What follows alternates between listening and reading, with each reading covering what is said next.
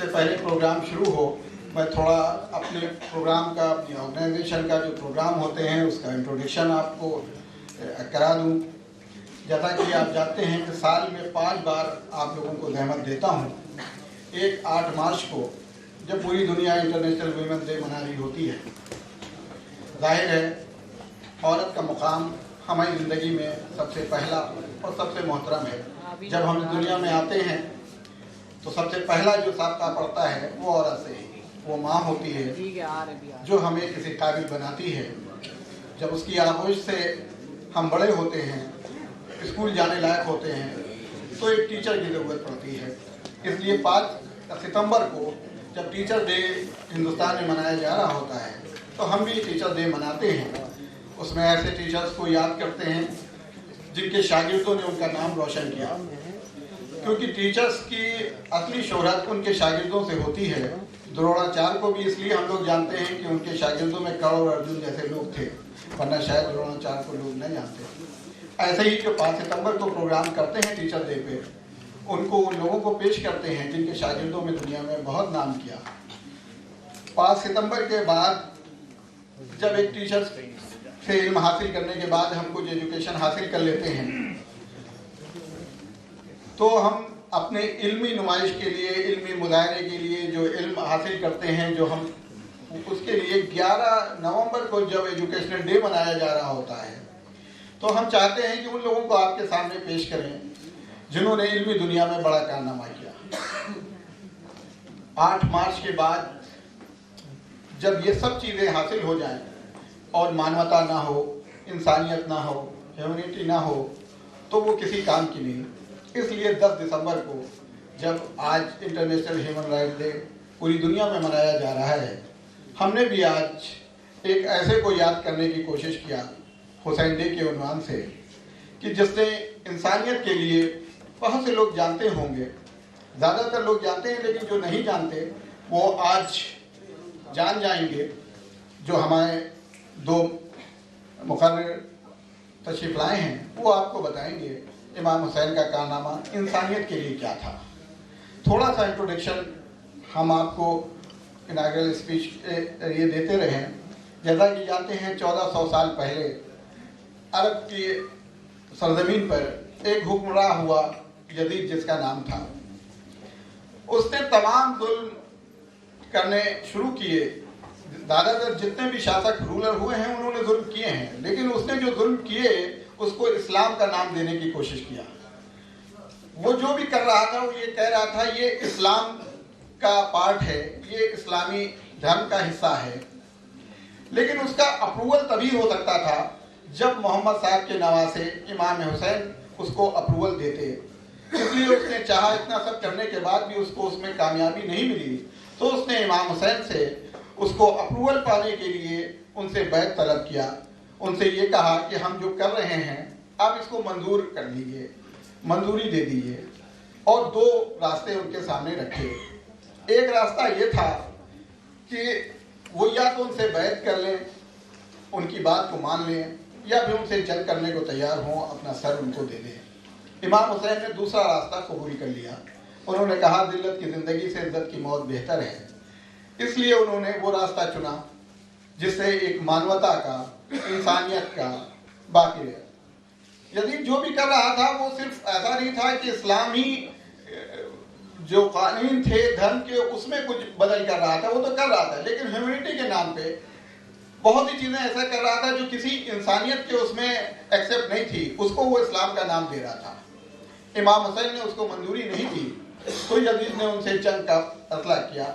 मदीने में अपने गवर्नर से कहा उनसे ज़बरदस्ती बैत ले ली जाए, मंजूरी ले ली जाए। इमाम हुसैन के लिए आसान था, मदीना उनके नाना का शहर था, वहाँ पे बहुत साल उनके बाबा की खिलाफत रही थी। वो चाहते तो आसान था कि वहाँ जंग कर लेते, लेकिन इमाम हुसैन ने ये पैगाम दिया कि नहीं, हम जंग में पहल नहीं करते, हम यहाँ से मूव कर जाएंगे। वो मदीने से वहाँ से चल दिए। जब करबला के मुकाम तक, करबला के मैदान में आ रहे थे, तो रास्ते में एक बार फिर यजीद के लश्कर ने उनको रोका और ज़बरदस्ती उस जगह पे लाना चाहा जहाँ पे वो बैटल, वो जंग होनी थी। उस वक़्त वो लश्कर प्यासा था। इमाम हुसैन इससे पहले उससे जंग करने को कहते, उन्होंने कहा कि नहीं, इनके प्यासा लश्कर है, इसको पहले पानी पिला दिया जाए। यही नहीं कि उस लश्कर को पानी पिला दिया गया, बल्कि जो उनके घोड़े थे वो भी प्यासे थे, वो सारा पानी उन घोड़ों को भी पिला दिया गया। वहां पे भी इमाम हुसैन के लिए आसान था कि छोटा लश्कर था, वहां पे उनसे जंग कर लेते, लेकिन इमाम हुसैन ने ये कह के जंग को टाल दिया कि हम जंग में पहल नहीं करते। करबला में आ गया लश्कर, दरिया के किनारे, आप जानते हैं रेगिस्तान में पानी की बहुत अहमियत होती है, दरिया के किनारे खेमे लगाए गए, लेकिन तीसरे दिन यजीदी फौज फिर आई, उसने कहा यहाँ से खेमे हटा लिए जाएं। अभी यजीदी फौज कम आई थी, जगह कम थी, इमाम हुसैन के पास अभी सरो सामान था, चाहते जंग कर लेते, लेकिन उन्होंने कहा नहीं, हम जंग में पहल नहीं करते, और अपने खेमे हटा लिए। नतीजा ये हुआ कि जब दरिया से खेमे हटा लिए गए तो दुश्मन की फौज ने दरिया पर कब्जा कर लिया। जो पानी स्टोर था वो 4 दिन बाद खत्म हो गया। लास्ट के 3 डेज इमाम हुसैन के खेमे में, उनके कबीले में पानी बिल्कुल नहीं था, 6 महीने के बच्चे भी प्यासे थे। फिर रात में, जिस रात जंग होनी थी दूसरे दिन, फिर इमाम हुसैन ने एक बार कहा कि हमसे बातचीत कर लें, कोई वजह हो, किस वजह से जंग करना चाहते हैं, इस पे कुछ सलाह कर लें, लेकिन इस पे भी कोई राजी नहीं हुए। इमाम हुसैन ने उस रात भी ये कह के मोहलत मांग ली कि हम जंग में अपनी तरफ पहल नहीं करते। 10 मुहर्रम 1400 साल पहले जब पहली बार यजीदी फौज की तरफ से तीरों की बारिश हुई तो जंग की शुरुआत हुई। ये तभी गुफ्तगू इसलिए किया कि इमाम हुसैन का सिर्फ ये एक पैगाम आज मान लिया जाए कि हम जंग में पहल नहीं करेंगे तो पूरी दुनिया में कहीं भी कोई खूनरेजी नहीं होगी, अमन ही अमन होगा। सिर्फ एक उसूल उनका ये मान लिया जाए कि कोई आदमी जंग में पहल ना करे।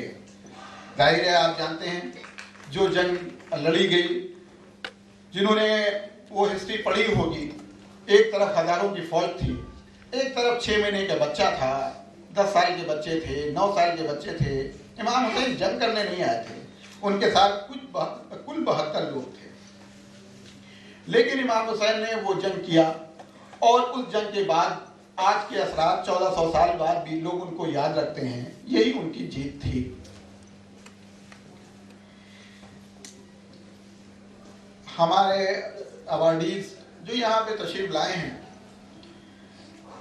उनके बारे में सिर्फ इतना कहना चाहता हूँ, जब उनको अवार्ड के लिए जहमत दी जाएगी तो उनके बारे में कुछ कह सकूँगा।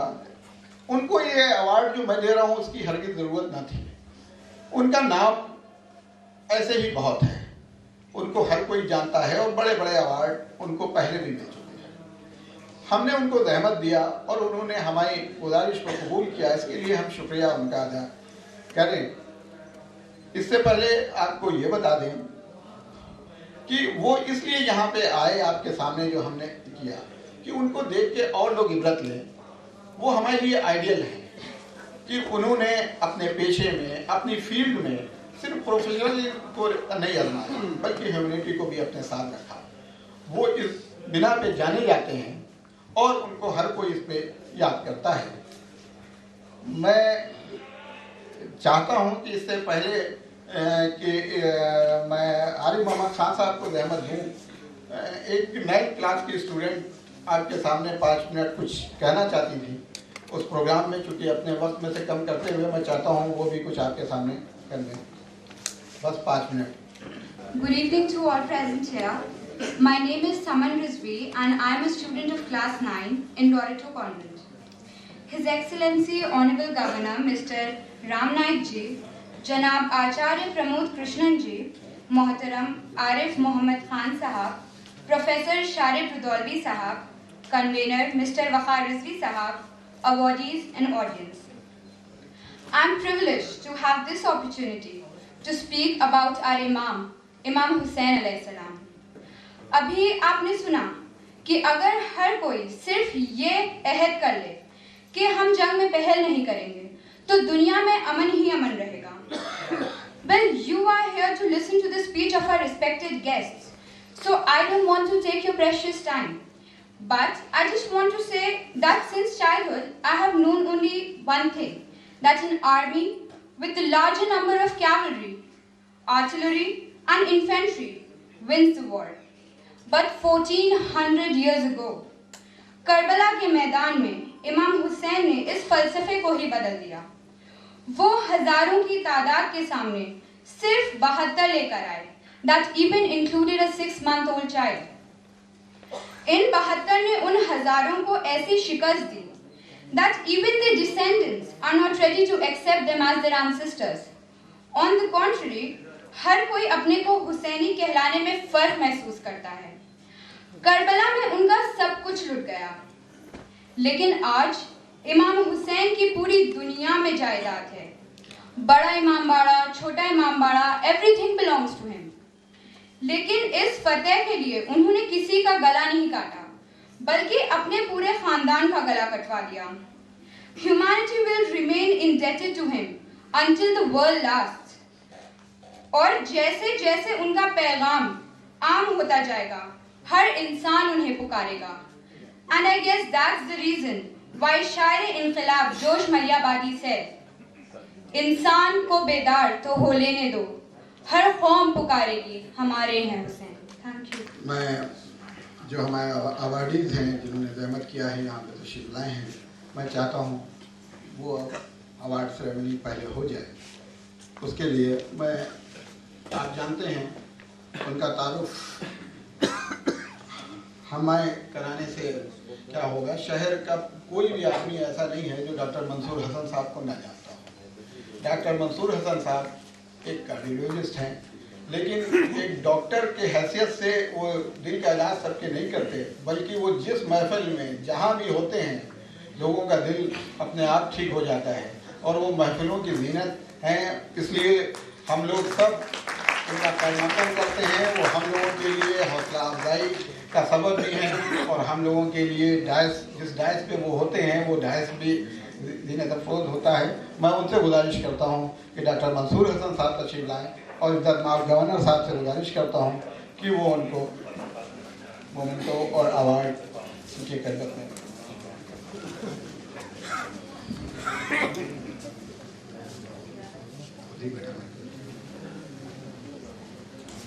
डॉक्टर मंसूर हसन साहब किसी तारुफ के मोहताज नहीं।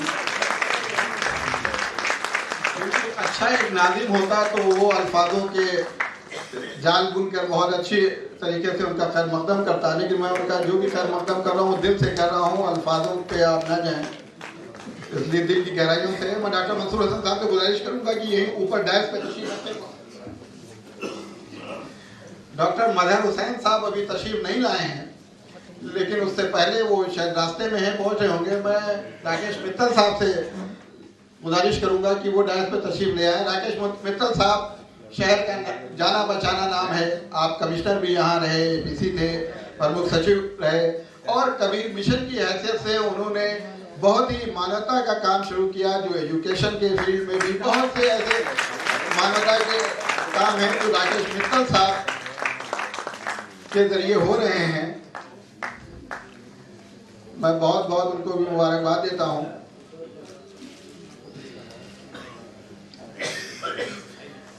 राकेश मित्तल साहब से गुजारिश करूंगा कि वो तशरीफ रखें। यूनिसेफ का नाम सब लोग जानते हैं। यूनिसेफ इंटरनेशनल एक ऑर्गेनाइजेशन है, उसने मानवता के लिए बहुत से काम किए हैं। हर जगह जहाँ जहाँ कहीं कोई प्रॉब्लम आई है, कोई परेशानी हुई है, तो यूनिसेफ का तो अपना काम है, वो कर रही है, लेकिन कहीं कहीं अगर उस ऑर्गेनाइजेशन का हेड जो लीड करता है उसका भी रोल होता है। तो यूनिसेफ के बिहार पे मैं नीलोफर मैडम का खैर मकदम करता हूँ कि वो डायस पे तशरीफ लाएं, और गवर्नर साहब से गुजारिश है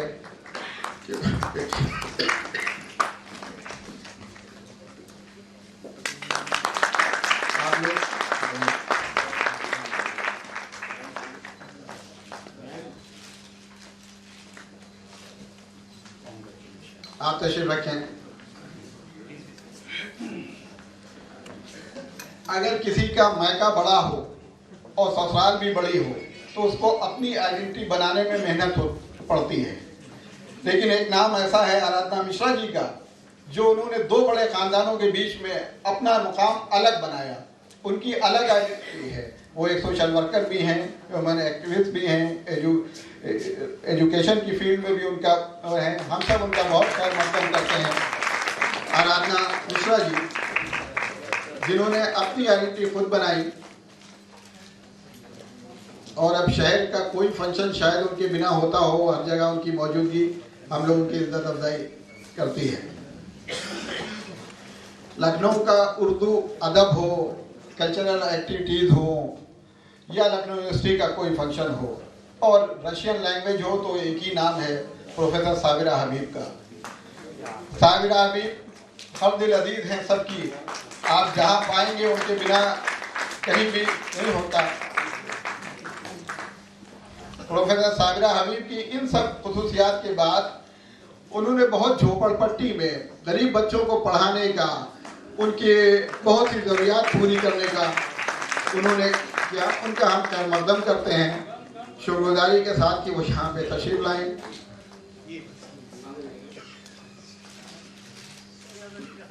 शरद प्रधान जी शायद अभी तशरीफ नहीं लाए हैं। अच्छा, शरद प्रधान जी आज वक्त पे वैसे आ जाते हैं, आज भी आ गए हैं। शरद प्रधान जी का एक ऐसा नाम है जो न्यूज एजेंसी से लोग जुड़े हैं वो सब लोग जानते हैं, लेकिन एक ऐसा जर्नलिस्ट हमने पहली बार देखा जिसके यहाँ नेताओं की तरह लोग बाहर बैठे हों। जब मैं गया तो लोग उनके पास बैठे थे, मैंने पूछा ये सब लोग कैसे हैं, तो मालूम हुआ किसी की कोई पुलिस FIR है, किसी की कोई मदद करनी है, किसी की ये। तो जर्नलिज्म में ह्यूमन एक्टिविस्ट भी होने का उन्होंने गौरव किया है। उनके बारे में जितना कहा जाए, वो जल्दी अपनी सीट पर चले गए, इसलिए ज़्यादा मैं कह नहीं पाया के बारे में। ये जितने नाम हमने पेश किए, सब लोगों ने अपनी अपनी जगह बहुत काम किया और कर रहे हैं, लेकिन एक नाम ऐसा हम आपके सामने बताना चाहते हैं जो शायद पहले कर रहा हो, मुझे बहुत दिन से वाकफियत नहीं, लेकिन एक ट्रेजेडी होने के बाद उन्होंने मैं प्रोफेसर शमीम निकत साहिबा से गुजारिश करता हूँ वो आए, लेकिन जब तक आए नहीं मैं अपनी बात कह लूँगा। कोई यास्मीन साहिबा से कहता हूँ उनको लेके आए। प्रोफेसर शमीम निकत साहिबा दिल्ली यूनिवर्सिटी में प्रोफेसर थी, उनकी एक बेटी थी शुआ, उसका इंतकाल हो गया 94 में, एक ही बेटी थी। तो उन्होंने उस बेटी की याद रखने के लिए एक शुआ गर्ल्स पब्लिक कॉलेज बनाया। उन्होंने कहा, शुआ माने आप जानते हैं रोशनी, उन्होंने कहा अगर एक बेटी मेरी नहीं रही तो मैं जितनी बेटियां हैं उन सबको अपनी रोशनी बना लूंगी। उन्होंने झोपड़पट्टियों से बच्चों को ला के पढ़ाया और पढ़ा रही हैं। शायद शहर में अकेला कॉलेज है जहां सबसे कम फीस है और 100% रिजल्ट आता है उसका फर्स्ट डिवीजन, और वो सारे बच्चे ऐसी जगह से आते हैं जिनको पढ़ाने वाला कोई नहीं है, बहुत मिनिमम फीस पे वो सब पढ़ाती हैं। वो अकेला कारनामा है जो उन्हीं की हिम्मत है, वो जो कर रही हैं, मैं उनका बहुत खैर मकदम करता हूँ। बहुत शुक्रिया के साथ कि जर्मनी से यहाँ तक तशरीफ लाए आरिफ नकवी साहब। आप 50 साल पहले हिंदुस्तान छोड़ के जर्मनी में चले गए थे, लेकिन हिंदुस्तान की मोहब्बत उनके दिल से 50 सालों में ना निकल सकी। वो हर साल यहाँ तशरीफ लाते हैं, कहाँ कहाँ क्या करते हैं नहीं मालूम, लेकिन एक कॉलेज के बारे में मालूम है कि 28 बच्चों की स्कॉलरशिप वो अकेले जर्मनी से वहाँ से भेजते हैं, देते हैं और देखने आते हैं हर साल कि उन बच्चों की पढ़ाई हो रही है कि नहीं, क्या रिजल्ट है, और उन बच्चों के यहाँ से जो वो पेंटिंग करते हैं ये वो ले जाते हैं, वहाँ लोगों को दिखाते हैं। मतलब वो एक जगह के जाते हैं, बाकी और जगह वो क्या क्या कर रहे होंगे मुझे नहीं मालूम।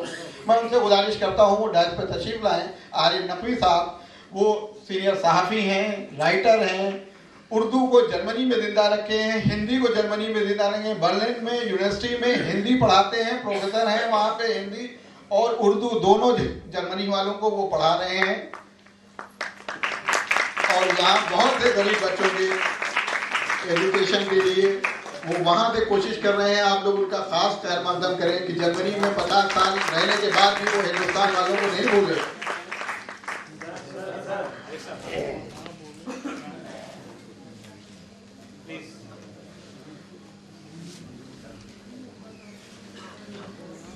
डॉक्टर का काम है पेशेंट को देखना, लेकिन पेशेंट को देखने के साथ अगर पेशेंट में एक प्रिस्क्रिप्शन लिखने के अलावा भी डॉक्टर उनके साथ बहुत सी चीज़ों में ताउन करे, उनकी मदद करे, तो उसको इंसानियत के दायरे में देखा जाता है। एक नाम है डॉक्टर असद अब्बास साहब का, न्यूरो फिजिशियन है। मैं भी उनका पेशेंट रहा, लेकिन बहुत लोगों ने ये बताया जो उनके यहाँ जाता है, कभी दवा वो अपने पास से, कभी जो टेस्टिंग रिपोर्ट लिखी है उसमें जो कंसेशन है, आजकल डॉक्टर का जो हिस्सेदारी होती है उसमें लिख देते हैं कि मेरा कुछ नहीं, आप उसमें कर लिए। लखीमपुर वो जब उन्होंने प्रैक्टिस शुरू किया था तो वो लखीमपुर जाते थे, नया नया था। अब जब उनके यहाँ पेशेंट की 2 महीने की वेटिंग लिस्ट है, एक दिन में वो अच्छे खासे पेशेंट देखते हैं। उसके बाद एक दिन मैंने पूछा, डॉक्टर साहब आप लखीमपुर क्यों जाते हैं? उन्होंने कहा लखीमपुर इसलिए जाता हूँ कि जहाँ पे मैं बैठता हूँ वहाँ के लोग कभी लखनऊ नहीं आ सकते। वो इंटीरियर और गाँव के लोग हैं जो वो वहाँ मुझे दिखा लेते हैं। मेरा कोई उसमें प्रोफेशनल में कोई फ़ायदा नहीं, मैं यहाँ देखूंगा तो उससे कई गुना ज़्यादा पैसा मिलेगा, लेकिन मैं वहाँ इसलिए जाता हूँ कि उन लोग यहाँ पेशेंट नहीं आ सकते। मैं उनका खैर मकदम करता हूँ डॉक्टर असद अब्बास साहब का कि वो तशरीफ लाए कि हमारे लिए खुशी की बात है, हम उनका खैर मकदम करें। क्योंकि जो लोग आज आए हैं या तशरीफ लाए हैं ये सब अवध के वकार हैं, इसलिए ये अवार्ड का नाम वकारे अवध रखा गया। जो पहले नहीं अनाउंसमेंट कर पाया तो वकारे अवध अवार्ड से इन सबको नवाजा जाता है, क्योंकि ये सब अवध के हैं। डॉक्टर मदर हुसैन साहब तशरीफ शायद अभी भी नहीं लाए हैं। हुसैनी ब्लड डोनर्स का आप लोगों ने नाम सुना होगा लखनऊ में।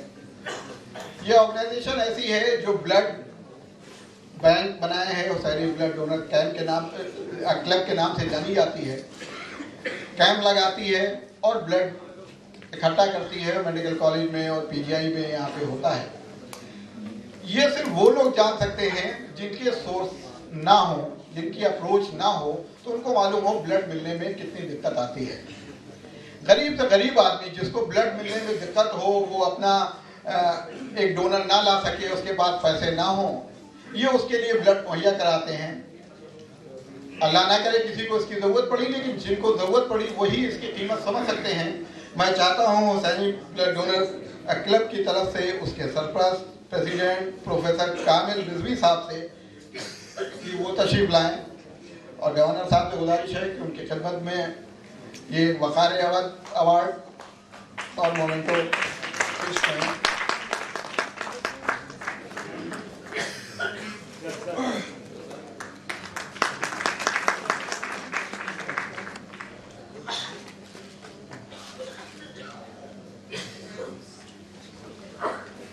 आजकल मीडिया का जमाना है। मीडिया वो चीजें दिखाता है सेलिब्रिटीज की कि आमिर खान ने क्या खाया, सलमान खान के यहाँ शादी कैसे हो रही है, ये उसके यहाँ प्रायोरिटी पे रहती हैं, फर्स्ट पेज की लीड होती है, यही दिखाया जाता है। प्रिंट मीडिया में भी, इलेक्ट्रॉनिक मीडिया में भी दिन दिन भर चलती है। लेकिन एक ऐसा चैनल जिसके पास अपने कोई एफर्ट्स नहीं थे, एक अकेला आदमी जिसने अपने चैनल की शुरुआत किया, और वो गरीबों की आवाज़, मजलूमों की आवाज़ जो कहीं कोई छापता नहीं, कोई दिखाता नहीं, उसको चैनल पे दिखाना शुरू किया। और यूपी के 10 जिलों में, यहाँ से हैदराबाद तक की इस चैनल को दिखाया।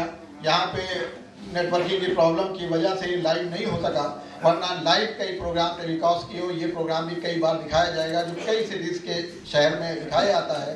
मैं उसके डायरेक्टर रफ़त आलम साहब से गुजारिश करता हूँ कि वो तशरीफ लाएँ।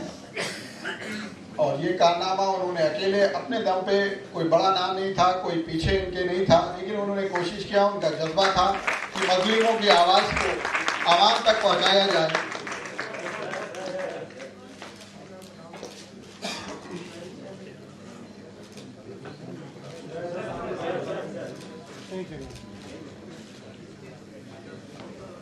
जिन लोगों को अवार्ड दिया गया है, एक बार बहुत संस्था से गुजारिश है कि वो एक ग्रुप फोटो के लिए एक जहमत कर लें कि साथ कि एक ग्रुप फोटो हो जाए, जिससे प्रेस वालों को जल्दी रहती है, प्रेस वालों को जाना रहता है। आप लोगों से गुजारिश है कि वो एक ग्रुप फोटो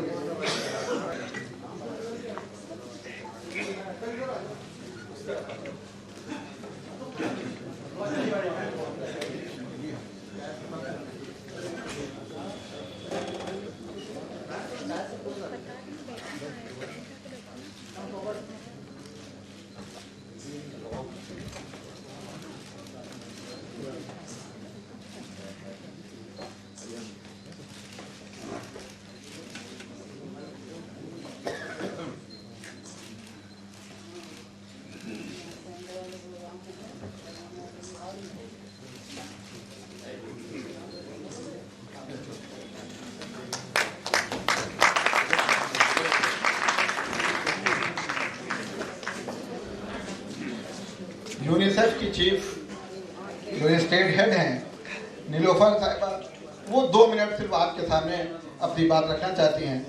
क्योंकि गवर्नर साहब का टाइम फिक्स है, मैं चाहता हूं कि वो अपनी बात 2 मिनट में आपके सामने रखें।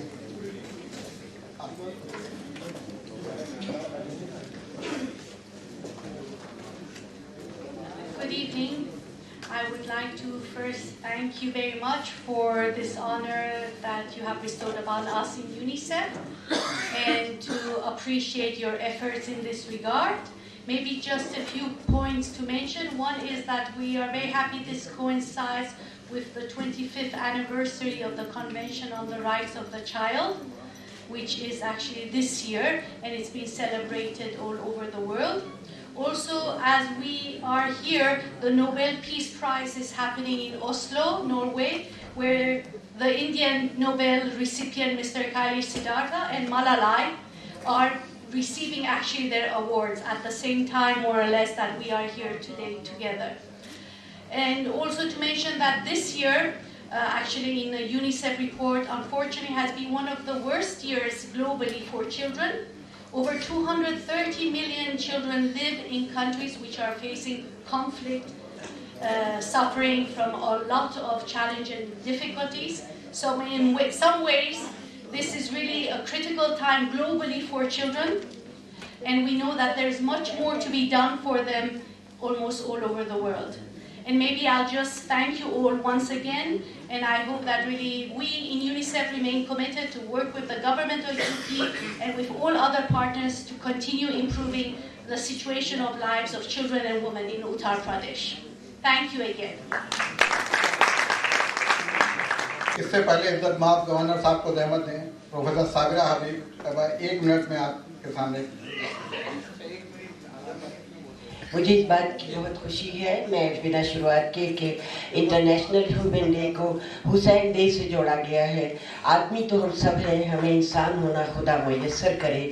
और मैं इतना ज़रूर कहूँगी कि दरे हुसैन पे आते हैं हर ख्याल के लोग, ये इत्तेहाद का मरकज़ है आदमी के लिए। तो वही इत्तेहाद और क़यादतनामे की और टीम और आप सब लोग और आपकी मौजूदगी कर रही है, खुदा करे ये इत्तेहाद हमारा आगे बढ़ता रहे। बहुत बहुत शुक्रिया। चाहता तो था इज्जतमाम गवर्नर साहब रुकते थोड़ी देर, उनके सामने किसी एक की तकरीर हो जाती, लेकिन चूंकि 1 घंटे का वक्त मुअय्यन था, इसलिए मैं बहुत ही इज्जत और एहतराम के साथ इज्जतमाम ऑनरेबल गवर्नर साहब से दरख्वास्त करता हूं कि वो तशरीफ़ लाएं और अपनी बात आपके सामने।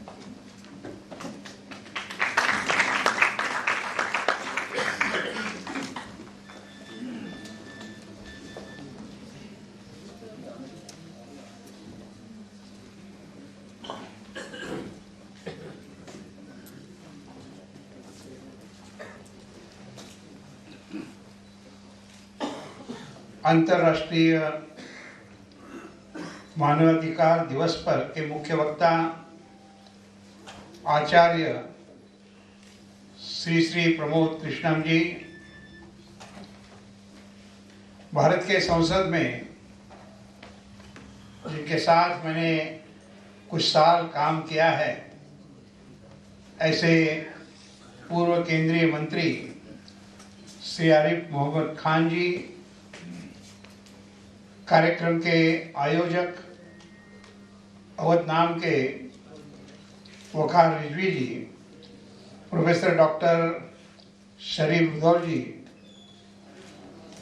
सारे सत्कार मूर्ति जिनके लिए आज काफ़ी उठक बैठक हम लोगों ने की है, और इसके कारण आने वाले 6-7 दिन हमने कुछ व्यायाम नहीं किया तो भी चल सकता है, ऐसे सभी सत्कार मूर्ति,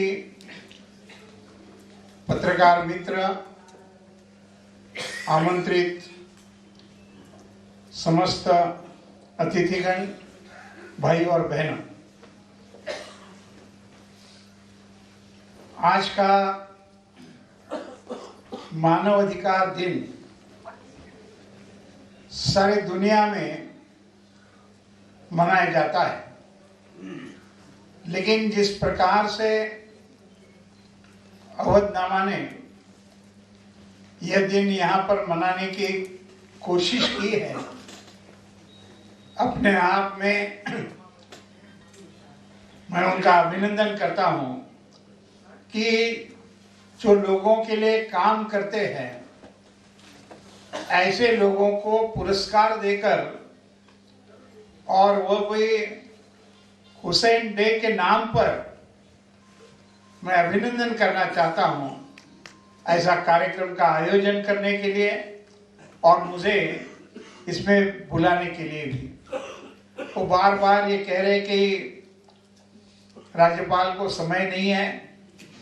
मेरे घड़ी में मेरा दिन 24 घंटे का ही है, तो 24 घंटे में काम करते करते रहते हैं और उसके कारण कभी ऐसे सुंदर समय पर भी जब वक्ता विशेष करके बुलाए गए हैं और श्री जैसे हैं, मोहम्मद खान जैसे हैं, तो सुनने में मुझे भी आनंद आ जाता।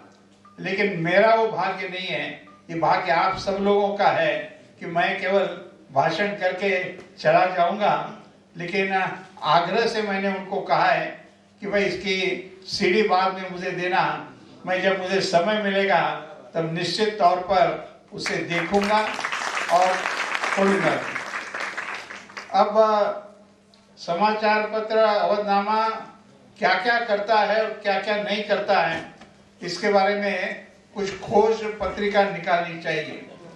यानी अखबार ये कार्यक्रम इस प्रकार के करना अपने आप में निश्चित तौर पर विशेषता है, और यह विशेषता इस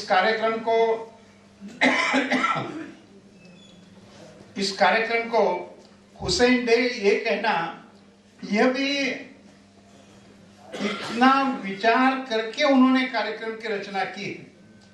अब हुसैन डे के बारे में पहले बात हुई है और वो उर्दू शब्द मुझे भी आते नहीं है, नहीं तो वह भी एक ऐसी बात है कि दिल में पहुंच जाती है कि आखिर हजारों लोगों की जान इतने सहजता से देना और अपने वसूल के लिए देना, ये कोई आसान बात नहीं है।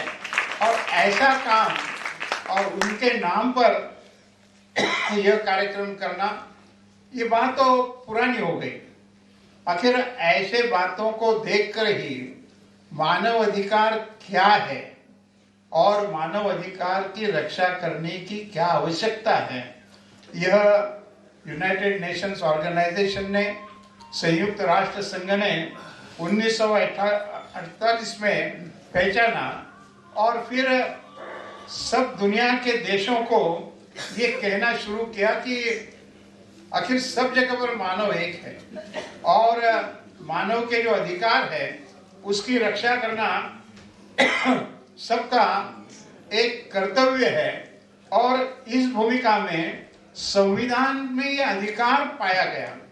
अपना भी जब संविधान बन गया उसमें आदमी की रक्षा और फिर कानून बनाकर यह जो ह्यूमन राइट्स है उसकी कैसी रक्षा होनी चाहिए, इसके बारे में काफी कुछ बातें कही गई है।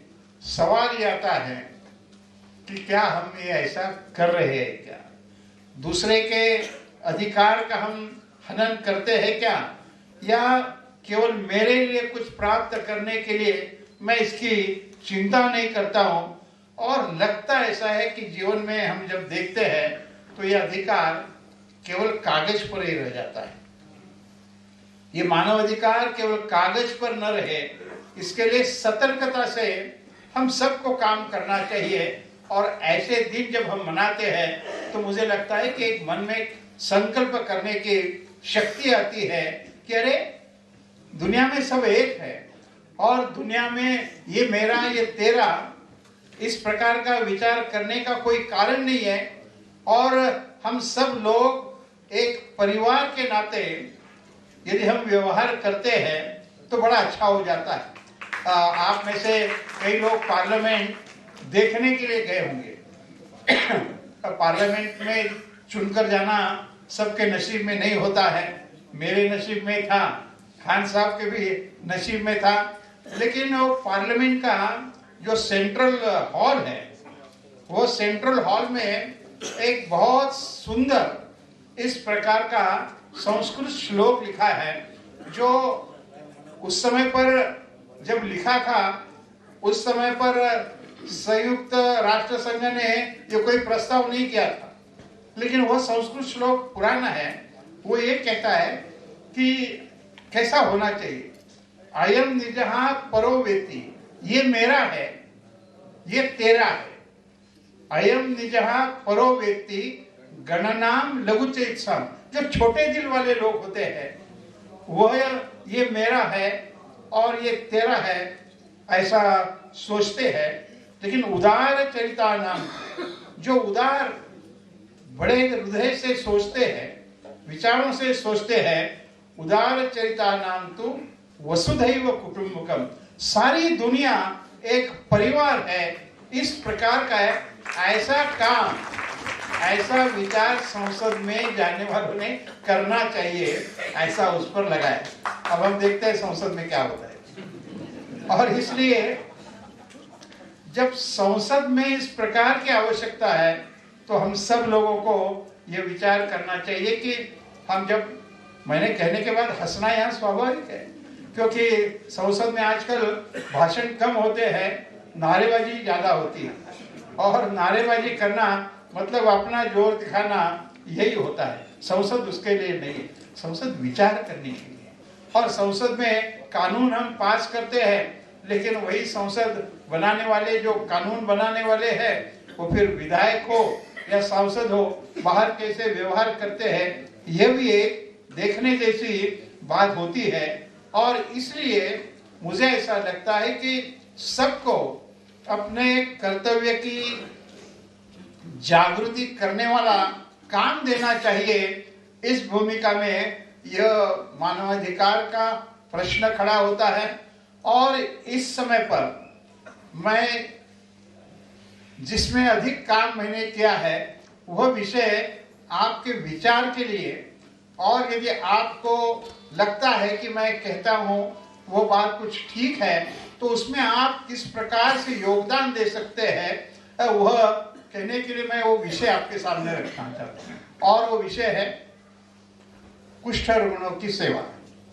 अब गरीब लोग तो बहुत होते हैं, देश में गरीब ज्यादा हैं, लेकिन गरीबों में जो गरीब है, और केवल वो गरीब नहीं है, तो जिसको अज्ञान के कारण, पूरी जानकारी न होने के कारण परिवार के लोग भी जिसको अपने घर से बाहर निकालते हैं, ऐसे कुष्ठ रोगियों के भी, वह भी मनुष्य हैं, उनके भी मानव अधिकार हैं, और ये मानव अधिकार की रक्षा करना यह भी अपना काम है। इस भूमिका में मैं लगभग 40 वर्ष हुए कुष्ठ पीड़ितों के साथ कुछ काम करता रहता हूँ। इंटरनेशनल लेप्रेसी यूनियन करके एक हम लोगों का संगठन है। हिंदुस्तान में कुष्ठ पीड़ितों की संख्या दुनिया में सबसे ज्यादा है, और हम अन्य देशों में भी जाकर कुछ ना कुछ करते रहे हैं। लेकिन आज कुष्ठ रोगियों की समस्या क्या है?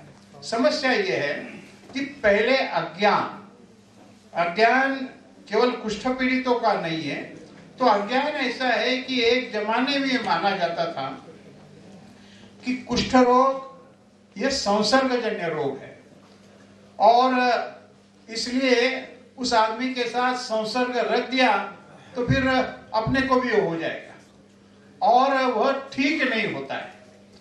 लेकिन विज्ञान ने बड़ी प्रगति की है, और विज्ञान ने प्रगति करने के कारण आज कुष्ठ रोग ठीक भी हो सकता है, और ये सिद्ध भी हुआ है कि कुष्ठ रोग ये संसर्गजन्य नहीं है। संसर्गजन्य ही कहते ना, मेरी हिंदी, आप लोगों को उर्दू शब्द तो मुझे याद ही नहीं आएगा क्योंकि मैं महाराष्ट्र से आता हूँ, मेरी हिंदी मराठी हिंदी है।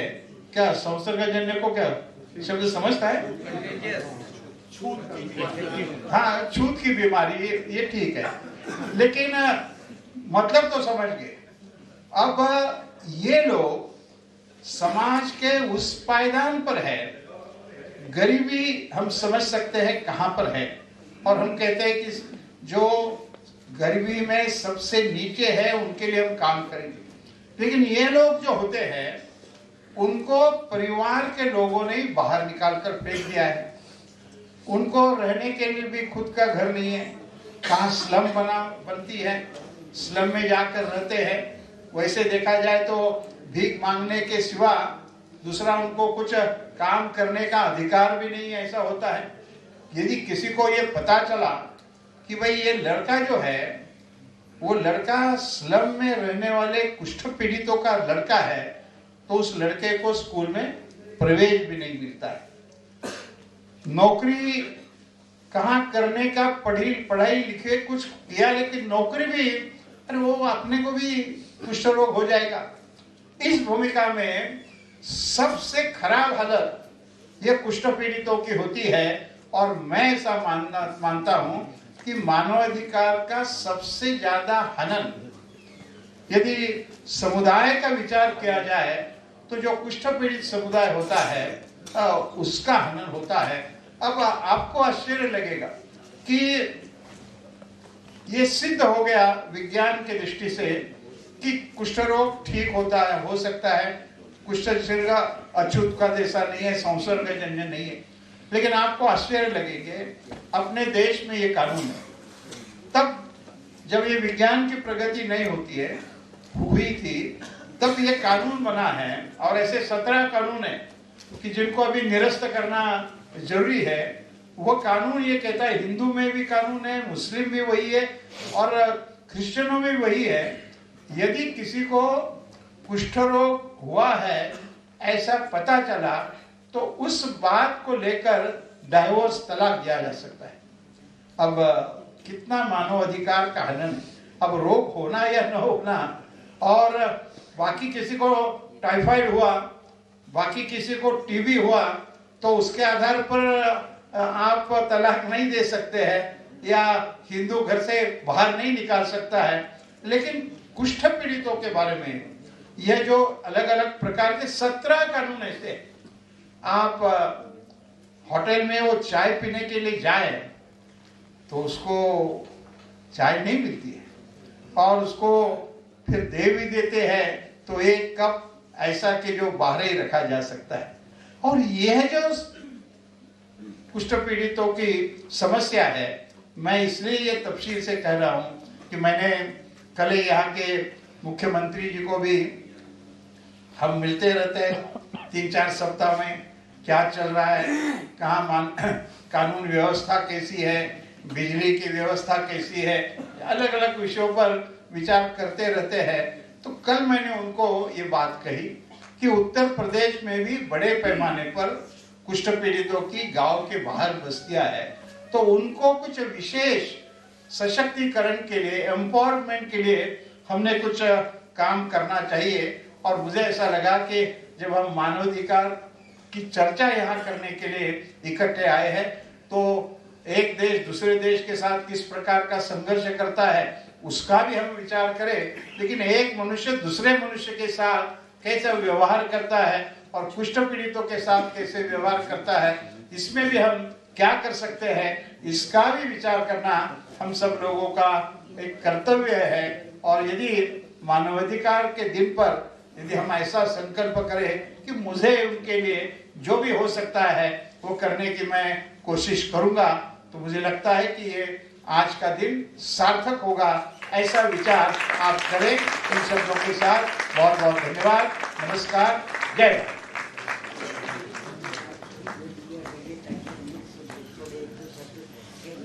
इनका कहना है कि मैं मराठी के कुछ शब्द कहूँ तो उनको अच्छा लगेगा। मैंने जो बोला ना वो हिंदी नहीं है असली, उसमें आधे शब्द मराठी थे।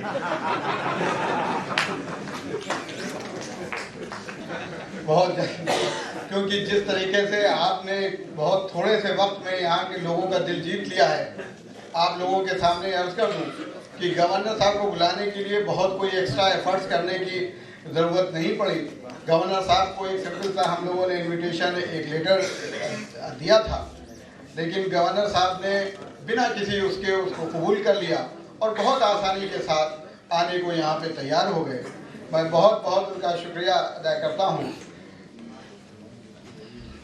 उनका शुक्रिया अदा करने के लिए मैं प्रोफेसर शाहिद दुदौली साहब को बुलाता हूँ। इससे पहले कि गवर्नर साहब का शुक्रिया अदा करें और वो यहाँ से रुखसत लें, मदर हुसैन साहब देर से आए थे। मैं बहुत माजरत के साथ उनकी एक्सरसाइज में एक एक्सरसाइज और बढ़ जाएगी, लेकिन ये मुश्किल है। Doctor mother Hussain neuro surgeon, Lucknow का, हिंदुस्तान का एक बहुत बड़ा नाम है।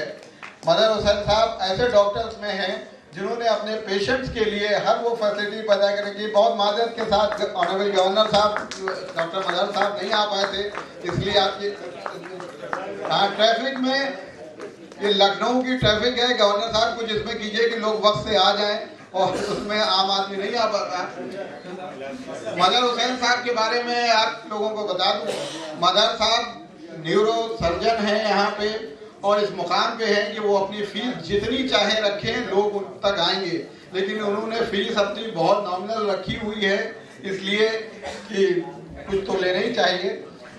मैं गवर्नर साहब को बहुत बहुत शुक्रिया अदा करता हूँ, बहुत बहुत शुक्रिया कि वो यहाँ पे तशरीफ लाए।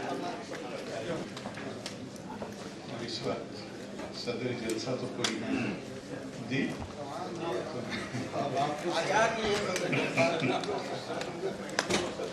तो वकार साहब चूँकि ऑर्गेनाइजर भी हैं और वही इस जलसे को चला रहे हैं, तो इसके शुक्रिया के साथ मैं अपनी बात शुरू करता हूँ। उनकी मोहब्बत है तो यहाँ उन्होंने इस प्रोग्राम में दावत दी।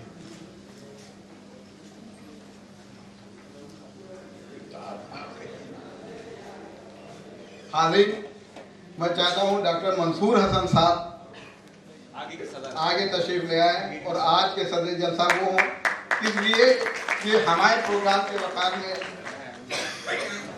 बुलंदी आए। मैं बहुत बहुत शुक्रिया के साथ अब मैं भी ठीक तरह बात कर सकता हूँ, पता है कि कोई सदर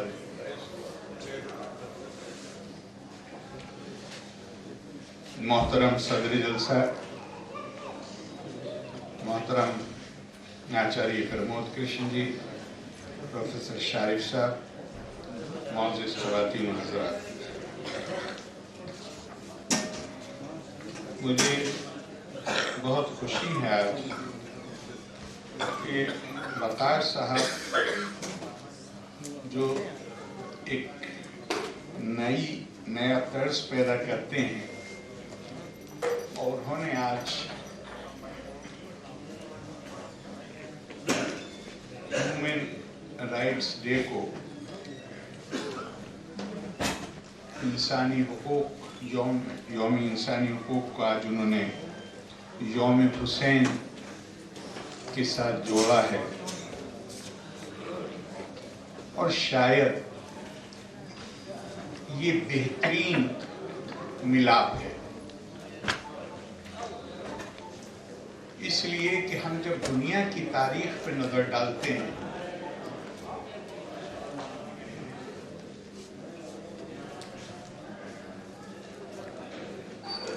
चाहे सियासी तारीख हो और चाहे जंगी तारीख हो,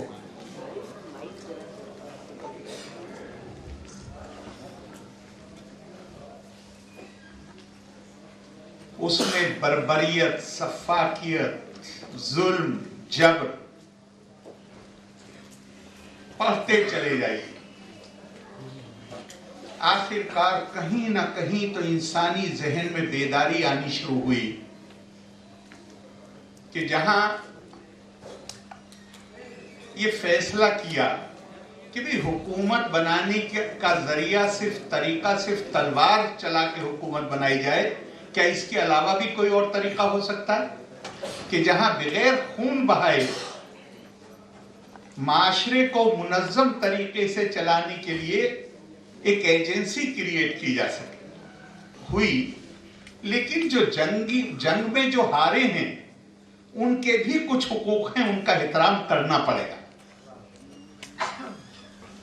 और इसके ऊपर इंटरनेशनल कोवेनेंट्स, चार्टर्स, आज वो सब मौजूद है जिस पर दुनिया के बेशतर नहीं तकरीबन सब ममालिक ने उस पर अपनी रजामंदी दी है, उस पर दस्तखत किए हैं। लेकिन मैं ये मानता हूं कि आदमी से इंसान बनने का जो ये सफर है, इसमें जो उसूल तय हुए हैं,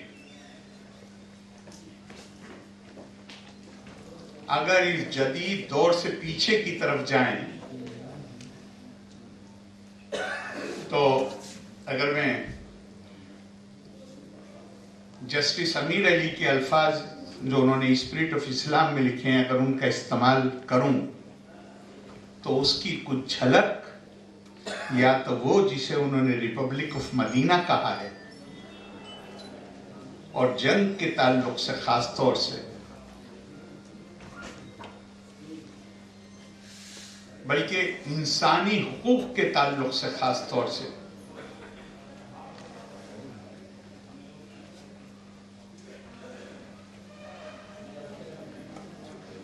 एकदम इंसान का जहन उस जिद्दोजहद, उस जिहाद की तरफ जाता है जो इमाम हुसैन अलैहिस्सलाम ने करबला में अपनी शहादत उज़्मा देकर पेश किया। कुरान हकीम की एक आयत, और मैं चाहता हूं, असल में मुझे माफ कीजिएगा, मैं हरगिज़ तनकीद नहीं करना चाहता हूं, लेकिन मैं एक चीज इशारतन कह रहा हूं कि हमारे तकलीद ज़दा ज़हन, और तकलीद ज़दा ज़हन की परेशानी ये होती है कि वो जो उसने मफरूजात अपने जहन में बनाए हुए हैं, अगर उससे मुख्तलिफ बात उसे नजर भी आ रही है तो वो उसको नोटिस लिए बगैर आगे बढ़ जाता है। कुरान हकीम हमसे बार बार कहता है अकल का इस्तेमाल करो। कुल हाज़िही सबीली अदऊ इलल्लाहि अला बसीरतिन अना व मन तबिअनी, मैं जिस रास्ते की तरफ बुलाता हूं वो खुली बसीरत की बुनियाद पर बुलाता हूं, मैं और वो जो मेरे मानने वाले। लेकिन हम, इंसानी मिजाज ऐसा है कि चाहे जितनी अक्ल और बसीरत की बातें की गई हों, हम हर चीज को, मजहब के का नाम जहां आया, हर चीज को तिलस्माती बनाना चाहते हैं। तो कुरान हकीम की आयत है, तो इसे गौर कीजिएगा। मैंने वो इस पे गौर करने के लिए आपसे वो बात कही है कि हमारे ज़हन तकलीद ज़दा है।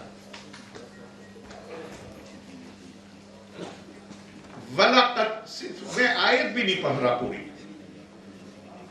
सिर्फ उसका एक फ्रेज है, वलाक़द करमना बनी आदमा,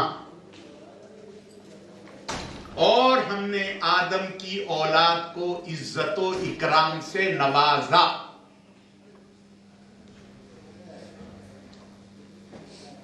We conferred honor and dignity on the children of Adam.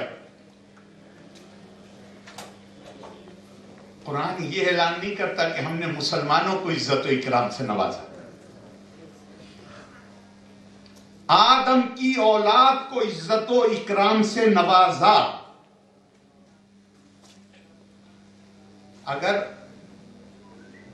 ये ऐसी चीज है, वो जैसे लोकमान्य तिलक ने कहा कि आजादी मेरा जन्मसिद्ध अधिकार है, अगर डिग्निटी, ऑनर, प्रतिष्ठा, इज्जत बहैसियत इंसान के मेरा हक है, तो किसी दूसरे इंसान को यह हक कहां से हासिल हो जाएगा कि वो मेरे ऊपर अपनी राय को जबरदस्ती लादने की कोशिश करे। ला इकराहा फिद्दीन क़द तबय्यन रुश्द मिनल गय। दीन के मामले में कोई जोर जबरदस्ती नहीं, और वजह भी बता दी क्यों नहीं, क्योंकि सही रास्ते को गलत रास्ते से मुमय्यज कर दिया गया है।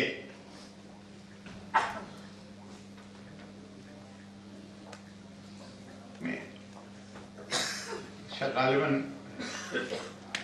यहाँ शफीक साहब बैठे हुए हैं, वो दुरुस्त कर देंगे अगर मैं गलत कह रहा हूँ। शायद गालिबन अल्लामा इकबाल का शेर है कि चमन में तल्ख नवाई मेरी गवारा कर, कि जहर भी करता है काले त्रिया पे। गौर करिएगा, ये लम्हा फिक्रिया है या नहीं कि हम इमाम हुसैन की याद मनाने के लिए इकट्ठे होते। क्या कहा इमाम हुसैन को?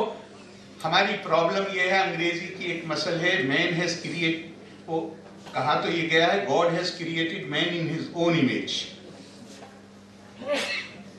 लेकिन इसको पलट भी दिया है किसी ने, उसने कहा man has created God in his own image. तो हम जिनके तई हमारी अकीदत है, जिनको हम बहुत अकीदत है, एहतराम है, उनकी हस्ती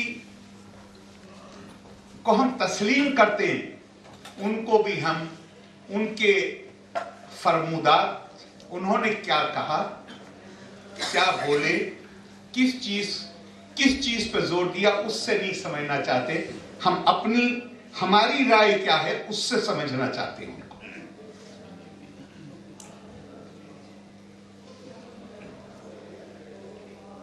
मक्का मुअज़्ज़मा से करबला तक की रवानगी में इमाम हुसैन अलैहिस्सलाम ने मुख्तलिफ मौकों पर जो तकरीरें की हैं, सिर्फ उससे हम अगर गौर से पढ़ लें तो हमें पता चल जाएगा कि उनका मिशन क्या था, उनका मकसद क्या था।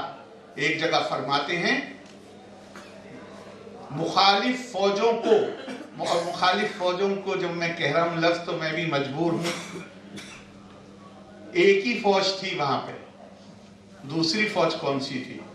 6 महीने के बच्चे को लेके कोई अपनी फौज में जाएगा? अपने घर की औरतों को लेके कोई फौज में लड़ने के लिए जाएगा? फौज तो एक ही थी वहां पे। हाँ, मुकाबले में जो सामने लोग थे उनको मुखातिब करते हुए इमाम अलैहिस्सलाम ने फरमाया, अगर तुम इस्लाम के बुनियादी बातों से अगर दस्तबरदार हो भी गए हो तो भी तुम इंसान तो हो। मैं तुम्हारे इंसानी हुकूक के लिए जिद्दोजहद कर रहा हूं। गौर कीजिए, किसके खिलाफ, किस चीज के खिलाफ उनकी जिद्दोजहद। हमारे बहुत अजीज दोस्त हैं और नाम भी अजीज है उनका, अजीजुद्दीन हमदानी साहब, जामिया में हिस्ट्री के प्रोफेसर, आजकल रामपुर रजा लाइब्रेरी के डायरेक्टर हैं। ऐसा खूबसूरत जुमला लिखा है वो, बता सर तो मुझे बता दीजिएगा कितनी। नहीं क्या कोई चलता रहेगा कितनी देर। क्या खूबसूरत जुमला उन्होंने अपने एक मजमून में लिखा है। उन्होंने लिखा, हम ये समझने से कासिर हैं कि ताजियेदारी और जमींदारी एक दूसरे की जिद हैं, और हमारे यहाँ जमींदार ताजियेदारी करते हैं। अरे इस मौरूसी निजाम के खिलाफ, ये कैसी बदकिस्मती मौरूसी निजाम का, ये मौरूसी निजाम खिलाफत राशिदा जिसे कहते हैं उसके बाद नहीं कायम हुआ है अकेले, इसकी सोच बहुत पहले आ गई थी। जिस दिन हुजूर सल्लल्लाहु अलैहि वसल्लम मक्के के अंदर दाखिल हो रहे थे और मक्के वालों ने सरेंडर कर दिया था, तो कहीं लिखा हुआ है कि हुजूर सल्लल्लाहु अलैहि वसल्लम के मशवरे से या गालिबन खुद हजरत अब्बास अबू सुफियान साहब को एक पहाड़ी की चोटी पे ले गए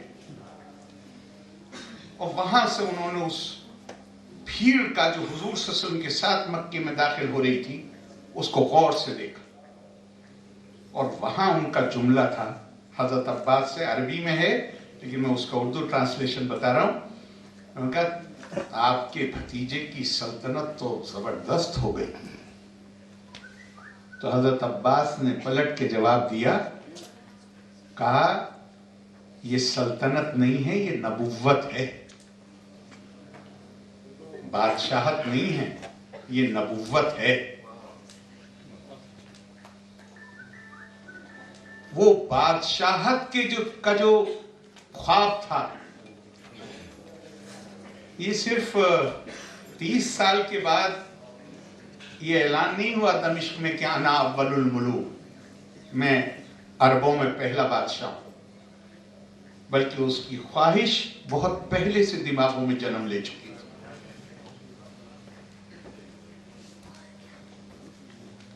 अब बादशाहत तो अगर आप कुरान की रूह से देखिए तो बादशाहों के लिए कुरान का फैसला क्या है? बादशाहों के लिए कुरान का फैसला है कि जब ये बस्तियों में दाखिल होते हैं तो बाइज्जत लोगों को बेइज्जत कर देते हैं। ये अपनी हुकूमत चलाने के लिए अपने जो इनके जेरे हुकूमत हैं उनके टुकड़े टुकड़े कर देते हैं, और जिसको सजा देना चाहते हैं उनके मर्दों को उनकी औरतों को जिंदा रहने देते हैं और उनके मर्दों को मार डालते हैं। मुतलकुल अनानियत, उसके लिए क्या कोई गुंजाइश है? लेकिन जैसे मैंने पहले अर्ज किया, जब कोई बुराई एक बार जड़ पकड़ ले, आज की तारीख में आप एक आम मुसलमान से, आम गैर मुस्लिम से पूछिए बादशाहत के बारे में, तो वो कहेगा कि ये मुसलमानों का पॉलिटिकल सिस्टम है। इसे ये कहीं भी नजर डालिएगा। नेपाल जैसा गरीब मुल्क हमारे बराबर, जो यूनाइटेड नेशंस के इंडेक्स में गरीबी में तकरीबन जो बिल्कुल निचले पायदान पे जो ममालिक हैं उनमें एक है, वो भी उठ के खड़ा हो गया। उसने कहा हमें बादशाहत कबूल नहीं। लेकिन जो लोग इस्लामी कवानीन को लागू करने का दावा करते हैं और उसकी उन्होंने खुद साख्ता, उसके सेल्फ अपॉइंटेड उसके चैंपियन हैं, उनसे पूछो तुम किस इस्लाम के तहत बादशाह बने?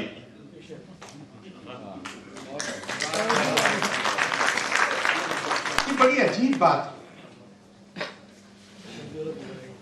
कि 1435 या 36 साल का अंग्रेजी हिसाब से शकालिबन होता है। इसमें हम कहते हैं, कोई दूसरा नहीं, हम कहते हैं खिलाफत राशिदा 30 साल। बाकी वक्त कहीं ऐसी एक सेमिनार था इंडिया इंटरनेशनल सेंटर में, उन्होंने वहां पे कुछ ऐसी बात हुई, तो मैं जब खड़ा हुआ तो मैंने कहा भाई वो सिर्फ यही तो नहीं कहते कि हम भटके हुए हैं, लेकिन जब वो कहते हैं कि सिर्फ 30 साल उसके मुताबिक हुकूमत चली है, तो बाकी तो मान रहे हैं ना कि 30 साल के बाद तो हम कहीं और चले गए।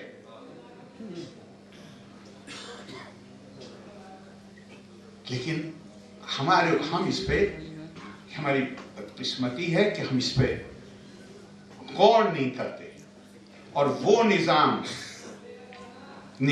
हुकूमत या जो एक माशरे को चलाने का जो निज़ाम मदीने में बना था, उसकी जगह बिल्कुल उससे मुख्तलिफ निज़ाम जिसकी तश्कील दमिश्क में हुई, चाहे उसके क्रिटिक हों चाहे उसके सपोर्टर हों, दोनों ने उसी निज़ाम को बरकरार रखा है।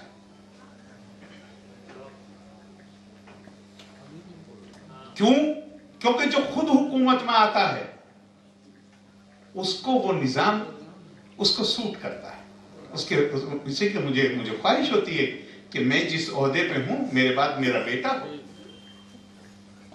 लिहाजा अगर हम क्रिटिक हैं तो भी निजाम हमने वही चलाया। क्या आज जरूरत नहीं है कि हम इस पर गौर करें? इसलिए कि हम देखिए दुनिया हंसती है। इस्लाम ऐलान कर, इंटरनेशनल ह्यूमन राइट्स का जो चार्टर है उसे आप पढ़िए।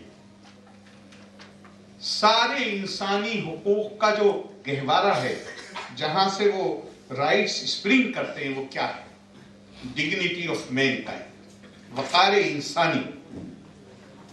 और वक़ार, मैं दूसरी तरह भी कहता हूं कि जिस तरह वहदत इलाही पर का जो तसव्वुर है, उसकी अमली शक्ल मुमकिन ही नहीं जब तक वहदत वक़ार इंसानी कायम ना हो। इसलिए कि जब तक एक इंसान को कहा क्या गया, मैं यहाँ बहुत लोग ऐसे हैं जो बहुत आलिम हैं, मैं तो सिर्फ तालिब इल्म हूं, मैं आलिम नहीं, लेकिन मुझे जुस्तजू रहती है। मैंने गौर किया कि हुजूर सल्लल्लाहु अलैहि वसल्लम के जितने खुतूत हैं, जो उन्होंने, जिनको हम किताबों में लिखा हुआ है कि हुजूर सल्लल्लाहु अलैहि वसल्लम ने ये दावती खुतूत इरसाल किए थे, उसमें एक कुरान हकीम की आयत है जो तकरीबन हर खत में हुजूर सल्लल्लाहु अलैहि वसल्लम ने उसका रेफरेंस दिया है। या अहलल किताब तालौ इला कलिमतिन सवाइन बैनना व बैनकुम, ए अहले किताब एक ऐसी चीज की तरफ आ जाओ जो हमारे और तुम्हारे दरमियान मुश्तरिक है।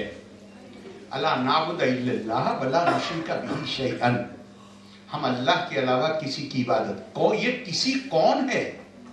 पत्थर के बुत हैं। ये पत्थर के बुत तो खुद साख्ता होते हैं, जब चाहे बना लो, जब चाहे तो। ये इंसानों को जो रब बनाया हुआ था, इसे क्या अगले जुमले से वो वाज़ेह हो जाता है। हम अल्लाह के साथ किसी को शरीक नहीं करेंगे और अल्लाह के अलावा किसी की इबादत नहीं करेंगे। वला यत्तखिज़ा बादुना बादन अरबाबम मिन दुनिल्लाह, और हम आपस में कोई एक दूसरे को रब नहीं बनाएंगे। इसका मतलब हम बुनियादी तौर पर सारे इंसान, बुनियादी तौर पे हम पैदाइश के एतबार से बराबर है। हाँ, एक चीज है जिसकी बुनियाद पर दुनिया में हमेशा फर्क हुआ है और होता रहेगा, और वो है इंसान के आमाल। उसकी पैदाइश नहीं, उसकी खाल का रंग नहीं, उसका जेंडर भी नहीं, मर्द है या औरत, वो किस मुल्क का रहने वाला ये भी नहीं। वहदत वक़ार इंसानी,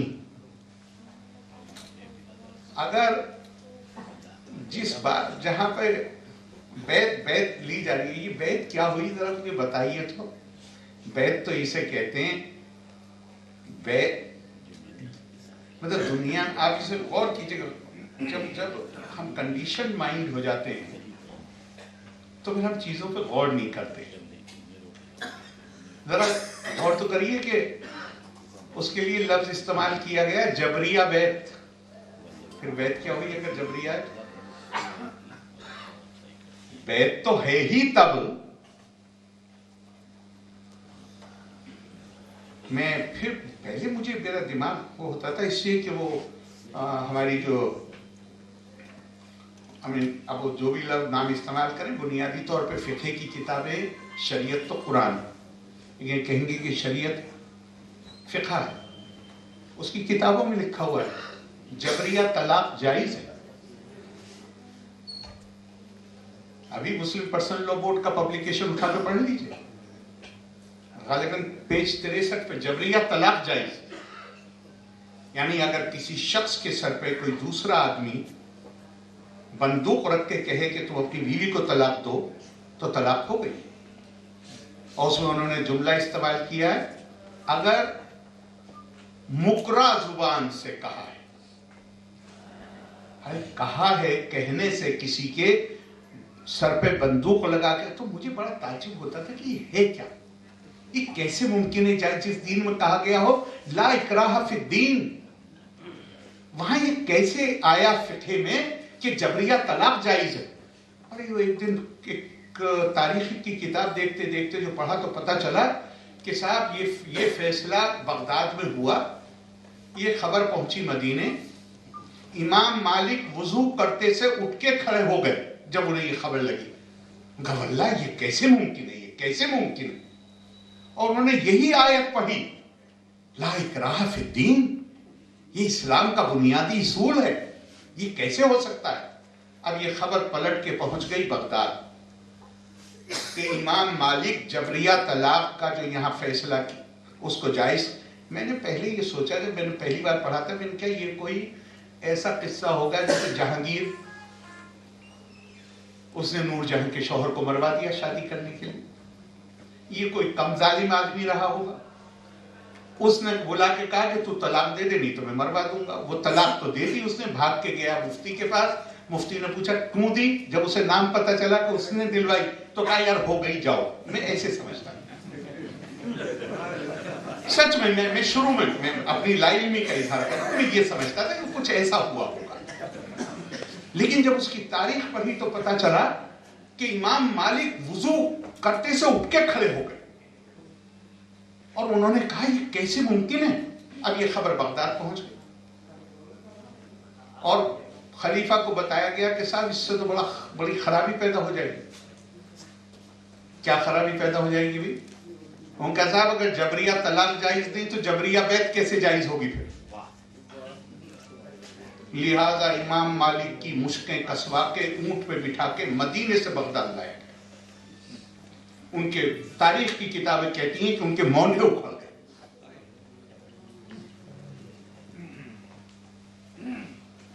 और उनको सजा दी गई तो उनसे कहा गया आप अपनी राय वापस लीजिए, इससे रुजू कीजिए। उन्होंने कहा मैं नहीं करूंगा, ये इस्लाम के बुनियादी उसूल के खिलाफ है, जोर जबरदस्ती नहीं हो सकती। उन्हें सजा दी गई, उन्हें कैद खाने में भी डाला गया, मगर वो उन्होंने सजाएं दी। लेकिन हमें ये नहीं पता कि इमाम मालिक को इसके लिए सजा दी गई।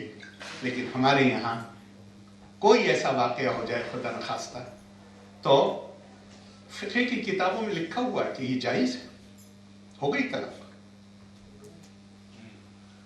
ये क्यों, कहां से आई ये चीज? ये चीज आई वहां से कि जहां ऐलान किया गया अना अव्वलुल मुलूक, मैं बादशाह हूं। और मदीने की, आप अगर मदीने की मीटिंग की ध्यान रखिए, है तो किसी, मुझे नहीं मालूम किस शायर का शेर है, लेकिन मुझे बहुत अच्छा लगता है। जो कौम भुला देती है तारीख को अपनी, उस कौम का जोग्राफिया बाकी नहीं रहता। अगर हम तारीख नहीं पढ़ेंगे, कुरान हमसे बार बार कहता है ये किस्से बयान करके हम तुम्हें हिकमत समझाते हैं। हम दूसरों के किस्से तो छोड़िए, अपने किस्से भी पढ़ने को तैयार नहीं। किसी अपने आप को इस्लामी कहने वाले किसी इदारे में चले जाइए, तारीख नहीं पढ़ाई जाती। क्यों नहीं पढ़ाई जाती तारीख? इसलिए कि हमने जो बुत बना रखे हैं वो बुत औंधे मुंह गिर जाते हैं। लेकिन उसका नुकसान क्या है? उसका नुकसान ये है कि हम तारीखी शऊर से महरूम हो जाते हैं। और जब कोई तारीखी शऊर से महरूम हो जाता है तो हर 30 साल बाद एक नस्ल बदलती है। 30 नहीं तो 50 साल में हम फिर वही गलती करते हैं जो हमने 30 साल पहले की थी। फिर 30 साल बाद वही गलती करते हैं जो हमने उससे पहले की थी। क्यों? हमें तारीख से तो सब, और तारीख का ये अटल उसूल है कि तारीख जब तक आप उससे सबक नहीं हासिल करेंगे वो अपने आप को दोहराती रहेगी। ये तारीख का अटल उसूल है दुनिया में हर जगह। हम अपनी तारीख नहीं पढ़ते नहीं या पढ़ने नहीं मना किया जाता। मैंने देखिए सबसे बुनियादी चीज है, मैंने पहले कहा इंटरनेशनल जो चार्टर है ह्यूमन राइट्स का, उसमें वक़ार इंसानी को सोर्स बताया गया है। Dignity of, to accept the principle of dignity of mankind, this is the source from which spring all human rights. और बादशाहत बिल्कुल इसके जो अजीजुद्दीन साहब का जुमला है कि मौरूसी निजाम और ताजियेदारी, ये एक दूसरे की जिद, ताजियेदारी और कुछ नहीं। ये कोई सिर्फ ट्रेजेडी नहीं है,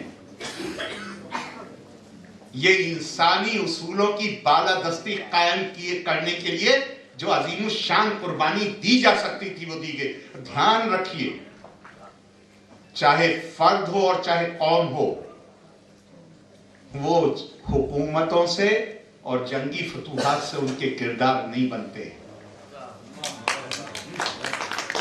कौमें बनती हैं इंडिविजुअल्स की कुर्बानियों से, अफराद की जो इंस्पिरेशन का सोर्स बनते हैं उनकी कुर्बानियों से बनती है।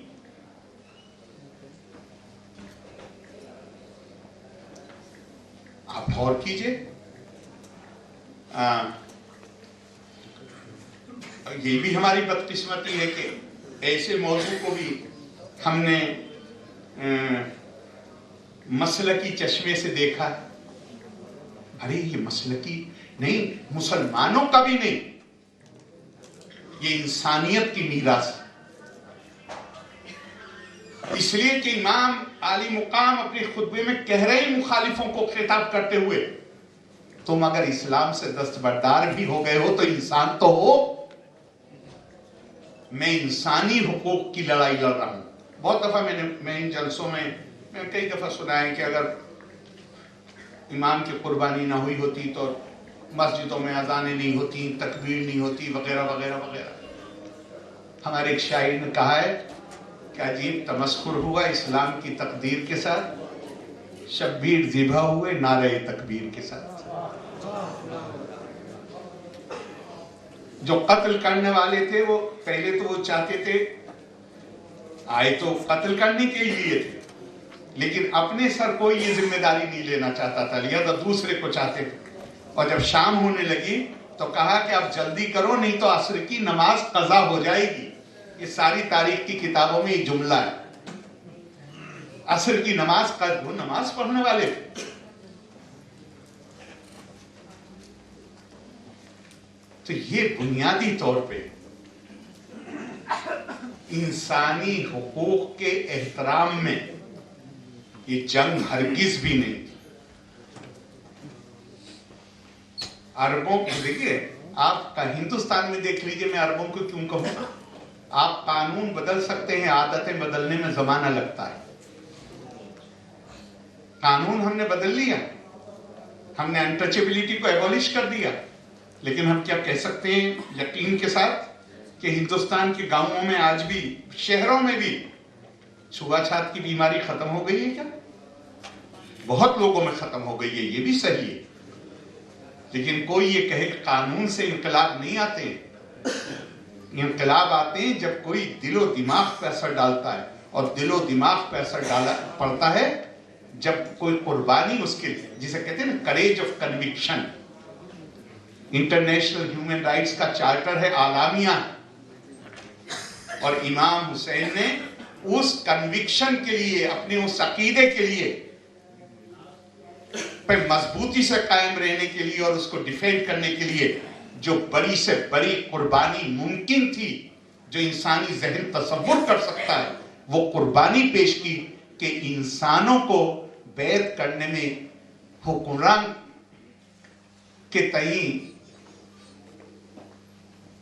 हुक्मरान उसे ये मजबूर न करे कि वो ये कहे कि हम बैत कर ले, क्या कहेंगे सर, बैत ले दे रहे, हम क्या कहेंगे शफीक सर, बैत नहीं, मुझे बैत करनी है आपके हाथ पे, तो हम बैत कर रहे हैं। अब आ गया समझ, हम बैत कर रहे हैं। अब चाहे ये हमारा हुक्मरान हमें आजाद रखे और चाहे गुलाम बना ले, चाहे हमें फरोख्त कर दे, तो हम बैत तो गुलामी की कर रहे हैं। हम कोई वो बैत तो नहीं कर रहे कि जहां पे हम इकट्ठे होके एक शख्स को जिम्मेदारी एतमाद के साथ सौंप रहे हैं, लेकिन बुनियादी तौर पे हमारा ये हक बरकरार है कि अगर वो गलत काम करे तो हम उसको सवाल कर सकें। गुलाम तो सवाल नहीं कर सकता। मैं काफी वक्त मैंने ले लिया और नहीं, आखिर में बस एक बात कहते हुए कि ये इमाम हुसैन की जाती ख्वाहिशात के लिए ये मार्का नहीं हुआ, ये हुकूमत हासिल करने के लिए नहीं हुआ, ये इंसानी हुकूक, ये भी बात सही है कि वो इंसानी हुकूक वो हैं जिन्हें कुरान बबांगे दोहर जिनका ऐलान करता है, लेकिन वो इंसानी हुकूक वो किसी मजहबी फिरके तक महदूद नहीं है। और वो इंसानी हुकूक बुनियादी तौर पर क्या है? ऐसी खूबसूरत बात कही है मौला अली ने, जल्दी में थे, एक शख्स ने उन्हें शरारत की नीयत से रोकने की गरज से उनसे कहा कि मौला जाइएगा, बात को पहले ये बताइए दीन की तारीफ क्या है? कहा दीन की तारीफ, दीन की तारीफ है अल अज़मतु लि अम्रिल्लाहि व शफ़क़तु लि ख़ल्क़िल्लाह, अल्लाह के मामलात की अजमत दिल में जागरी हो जाए और अल्लाह की मखलूक की खिदमत के तई मोहब्बत पैदा हो जाए दिल में। कुल मिला के यही दीन है। दीन सिर्फ इबादत का नाम नहीं है, वो भी उसका हिस्सा है, ये नहीं मैं कह रहा हूं कि वो नहीं, लेकिन उसका जो समरा है, उसका जो फल है, उसका जो निचोड़ है, वो ये है कि उसकी अजमत जागरी हो जाए और उसकी मखलूक की मोहब्बत दिल में आ जाए। स्वामी विवेकानंद ने ऐसा खूबसूरत एक जुमले में कहा है, उन्होंने क्या, they really live who live for others, असल जिंदगी उनकी है जो दूसरों के लिए जिंदा रहते हैं।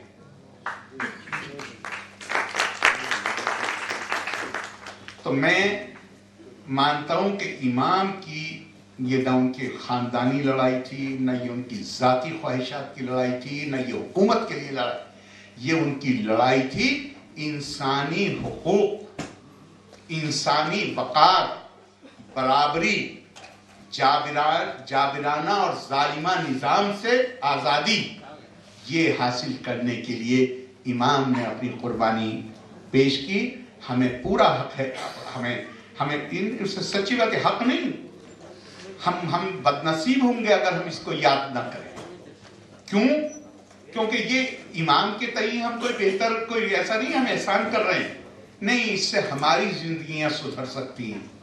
हमारे ऊपर, हमारे दिल में ये एहसास, यहीं पे मैं जोड़ना चाहता हूं मैं, कि हम अगर इमाम हुसैन की याद मनाने के लिए इकट्ठा होते हैं तो हमें उसवाए हुसैनी पे भी नजर डालनी पड़ेगी, और हमें किस मकसद के लिए और किस मिशन के, मैं क्या कहूं उस पर मत जाइए। हमारे शफीक साहब तो बहुत ही अच्छे बोलने वाले हैं, वो कहें उस पर भी मत जाइए। खुद इमाम आली मुकाम ने सिर्फ बक्के से लेकर और करबला तक क्या इरशादात है वो पढ़ लीजिए, और फिर हमें अंदाजा हो जाएगा कि ये किस कदर इंसानियत का एहतराम, आम आदमी के लिए बराबरी, मुसावात और वक़ार, और हम अपनी जिंदगी में उन उसूलों पर अमल कर सकें, यही मैं मानता हूं कि असल खराज अकीदत यही होगा। बहुत बहुत आप सबका शुक्रिया। जय हिंद, जय भारत।